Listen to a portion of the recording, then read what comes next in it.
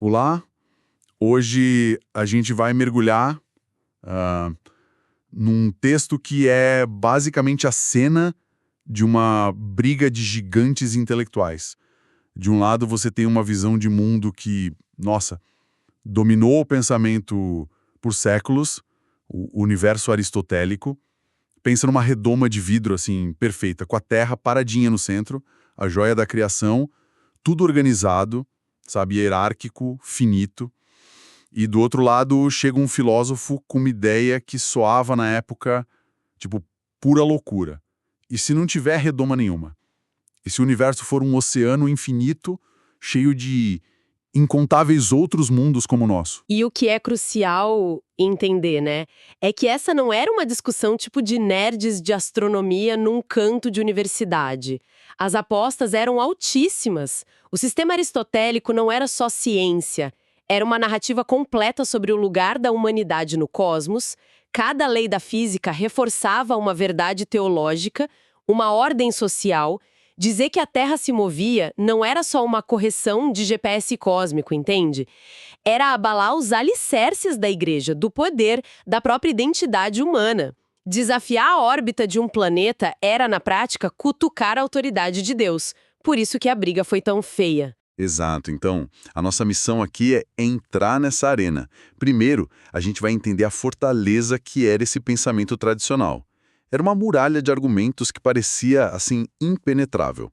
Depois, a gente vai ver como o outro lado, o nosso filósofo radical, ele não tentou escalar a muralha. Ele tentou implodir os alicerces dela. É uma aula fascinante sobre como as grandes revoluções do pensamento acontecem de verdade. Vamos começar então com quem defende o status quo. O texto nos apresenta um personagem, Albertino, que é, nossa, a personificação da autoridade acadêmica. Ele é o doutor aprovado por 1000 academias, sabe? O cara que construiu a carreira inteira em cima do modelo antigo. Ele chega desconfiado, quase ofendido com essa nova luz que surge no horizonte do nosso saber. Dá para sentir o desconforto dele, né? O texto é brilhante em diagnosticar a psicologia por trás dessa resistência. E não é só teimosia, não. O Albertini e a galera dele não acreditavam no sistema aristotélico só porque ele fazia sentido. Eles acreditavam porque se tornou um hábito de acreditar. O texto aponta que as pessoas confiavam mais na fama dos autores, sabe, na reputação de Aristóteles, do que na evidência em si. E claro, tem um elemento de interesse. O texto fala dos engenhos sórdidos e mercenários, ou seja, aqueles intelectuais cuja carreira e sustento dependem de manter o sistema como ele está. Mudar de ideia significaria perder prestígio, poder e, talvez o emprego. Ou seja, é menos sobre a busca pela verdade e mais sobre proteger a própria reputação e o sistema que beneficia eles. E tem o ego, que fica muito claro. Em um certo momento, o Albertino pergunta com um tom de desprezo: quer, portanto, que eu torne a ser criança? É a voz de alguém que não consegue conceber a ideia de ter que desaprender tudo que ensinou a vida inteira. É humilhante demais. Exatamente. E para ser justa com ele, a fortaleza que ele defende é impressionante. É um sistema intelectualmente muito robusto. Para provar que só pode existir um mundo, ele apresenta uma bateria de 12 argumentos. 12 argumentos. É uma verdadeira muralha. Quais são os tijolos principais que sustentavam essa ideia de um mundo único? Bom, a gente pode agrupar em 3 grandes pilares. O primeiro é o pilar do espaço e do tempo. A lógica era a seguinte: o universo é um corpo perfeito e completo. Se ele é completo, por definição, não pode haver nada fora dele. Falar em fora do universo era um absurdo lógico, tipo falar em norte do Polo Norte. E se não tem lugar fora do universo, também não pode ter tempo nem vácuo. O cosmos era tudo que existia e ponto final. Peraí, essa ideia de que fora do universo não existe nem tempo nem espaço é muito contraintuitiva hoje. Como eles conseguiam sequer imaginar isso? Qual era a lógica que tornava essa ideia não só aceitável, mas a única resposta possível na cabeça deles? A chave é a palavra perfeição. Para eles, o universo era uma obra de arte divina finita e acabada. E uma obra de arte perfeita não tem parte sobrando, não precisa de uma moldura maior, ela se basta. A ideia de um espaço vazio fora dela implicaria uma imperfeição, uma incompletude na criação de Deus. Era uma conclusão teológica que virava lei física. Entendi. Faz sentido, dentro daquela lógica. E qual o segundo pilar? O da física e do movimento. Albertino argumenta que a ordem do cosmos depende de um único primeiro móvel. Basicamente uma esfera gigante e invisível na borda do universo que girava e, por atrito ou influência, arrastava todas as outras esferas celestes com ela. Então esse primeiro móvel seria como um motor gigante na borda do universo, girando tudo como se fosse um mobile de berço. É uma ótima analogia, exatamente isso. E essa unidade de movimento se refletia na gravidade. A física da época dizia que tudo que é pesado, que eles chamavam de grave, busca um único ponto, o centro do universo, que, convenientemente, era o centro da Terra. E tudo que é leve busca a periferia. Se existissem outros mundos com outros centros, a física entraria em colapso. Um pedaço de terra flutuando no espaço, se estivesse entre dois mundos, cairia para qual deles? A ordem natural seria destruída. Era como imaginar um ralo único no centro do universo para onde tudo que é pesado escoa. E o terceiro pilar parece ser mais filosófico, né? Sobre lógica e perfeição. Sim, o argumento é que o que é perfeito não admite adições. Nosso mundo já é a criação perfeita de Deus. Criar outro seria supérfluo, e a natureza, sendo sábia, não faz nada em vão. Tinha também um argumento teológico mais sutil. Ok, o poder de Deus para criar é infinito, mas a matéria para ser criada, a potência passiva das coisas, não é infinita. Portanto, a criação tem que ser finita. Entendo a coesão, mas parece também um sistema muito conveniente, quase arrogante. A ideia de que somos o centro de uma criação perfeita e única, e não só um pouco como uma projeção do nosso próprio ego cósmico? Com certeza. E essa é a beleza e o perigo desse sistema. Era incrivelmente elegante e, sim, muito lisonjeio para a humanidade. Cada parte se encaixava perfeitamente. O céu era divino, imutável, a terra corruptível e central. O movimento tinha um propósito claro. Tudo confirmava nosso lugar especial no universo. Por isso, desafiar um único ponto, tipo a imobilidade da Terra, era visto como um ato de anarquia intelectual. Se você puxasse esse fio, o tecido inteiro do conhecimento, da fé, da ordem social, tudo podia se desfazer. Certo. E é exatamente nesse fio que o nosso outro filósofo, o Filótio, vai puxar. A resposta dele é o ponto de virada. E ele não fica tentando refutar os 12 argumentos um por um, né? O que ele faz é muito mais radical. Muito mais.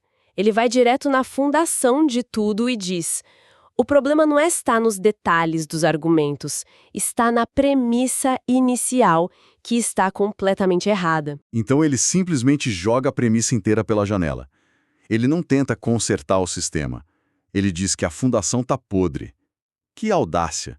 O que ele propõe no lugar? Ele propõe algo que hoje pra gente parece óbvio, mas que na época era de explodir a cabeça. Ele diz: a Terra não é o centro imóvel do universo. Ela é apenas mais um astro magnífico, um globo que gira e viaja pelo espaço por um princípio intrínseco, uma força interna, assim como todos os outros planetas e estrelas.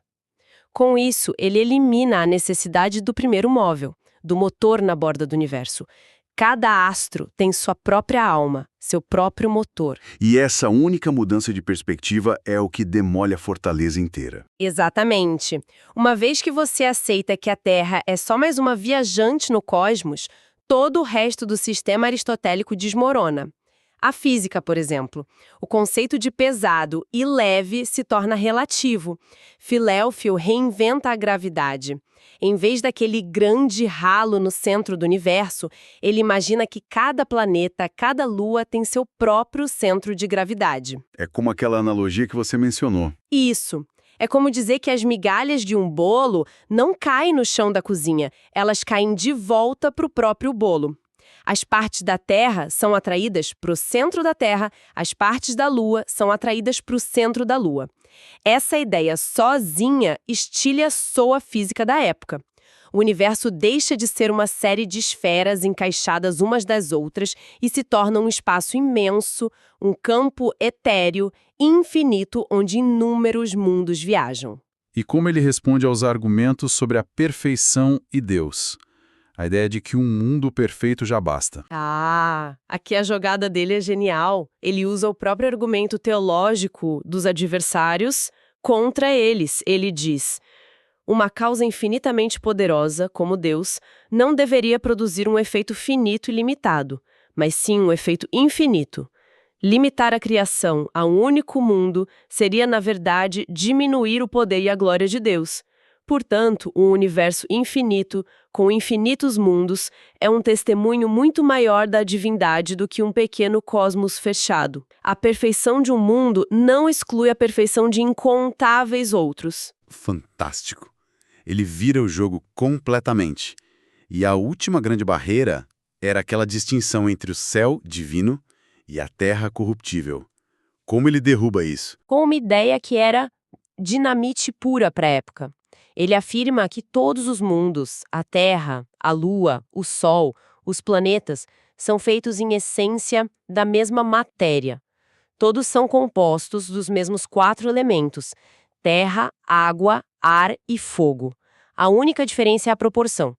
O Sol brilha porque nele predomina o elemento fogo, a Terra e a Lua são visíveis porque nelas predominam a terra e a água. Basicamente, ele estava dizendo que o material do céu e o da Terra são a mesma lama cósmica. Isso acaba de vez com a hierarquia, com a ideia de que os céus são feitos de uma substância divina, uma quintessência, enquanto nós estamos aqui embaixo no único lugar imperfeito do universo. A reação do Albertino, o acadêmico cético, a tudo isso deve ter sido incrível. Como ele processa essa demolição completa do mundo dele? É o clímax emocional do diálogo. Ele não se converte imediatamente, mas ele fica profundamente abalado. Sua certeza se quebra. E ele diz uma frase marcante: um pequenino erro no princípio causa uma enorme diferença e desvio errado no final. Ele percebe que toda a construção intelectual dele estava baseada numa premissa falsa. Sua arrogância inicial desaparece e se transforma numa curiosidade genuína. Ele quer entender mais. E esse é o momento mais importante para qualquer pessoa que está aprendendo, né? Exato. A transição da certeza dogmática para a dúvida curiosa. É quando o aprendizado real começa. O texto mostra que o objetivo do debate não era humilhar o oponente, mas chegar a uma compreensão maior. O próprio Filóteo diz que ele está ali mais para aprender do que para ensinar. Uma humildade intelectual mútua começa a surgir das ruínas da velha fortaleza. E no final, Albertino parece quase um discípulo. Ele faz um discurso incentivando Filóteo a continuar sua luta, mesmo contra a oposição. Ele usa uma linguagem super forte, chamando os tradicionalistas de o grave e grande Senado da vil ignorância. Dá para sentir a frustração dele com os próprios colegas, né? Sim, é como se ele finalmente enxergasse a resistência não como sabedoria, mas como ignorância organizada. E ele termina com uma previsão otimista. Ele diz que, no fim, todas verão a verdade, porque a alma de cada pessoa tem uma santidade natural que, quando se senta no tribunal do intelecto, sabe distinguir a luz e as trevas. Que ideia poderosa! Então a verdade não é algo que uma autoridade decreta, mas algo que a nossa própria mente tem a capacidade de reconhecer. Exatamente. É a declaração final de independência intelectual. O conhecimento verdadeiro não é recebido de uma autoridade externa, é uma descoberta pessoal. Os bens do intelecto, como diz o personagem, são alcançados pela nossa própria mente. Depois dessa jornada cósmica, de redefinir o infinito, de demolir certezas milenares, de libertar a mente humana para um universo muito maior e mais estranho, a conversa termina. A última frase do diálogo é: agora vamos jantar. É incrível, não é? Você espera um manifesto, uma declaração final para a posteridade, e o que você ganha é o chamado para a vida comum. Depois de rasgar os céus, a vida continua. E talvez essa seja a maior lição de todas. O que você quer dizer? Que a maior sabedoria, talvez, seja essa capacidade de integrar as maiores e mais abstratas questões do universo com a simplicidade da existência cotidiana. A exploração do infinito termina, pelo menos por aquele dia, com um ato de comunhão, de sustento, de humanidade. Isso nos deixa com uma reflexão. O texto é sobre derrubar os muros de um universo fechado. Então a pergunta que fica é: quais são as nossas muralhas mentais hoje? Quais céus fechados limitam a nossa percepção da realidade, seja na ciência, na política ou na nossa vida pessoal? E que verdades radicais e universos infinitos podem estar esperando do outro lado se a gente tiver a coragem de questionar o que parece inquestionável?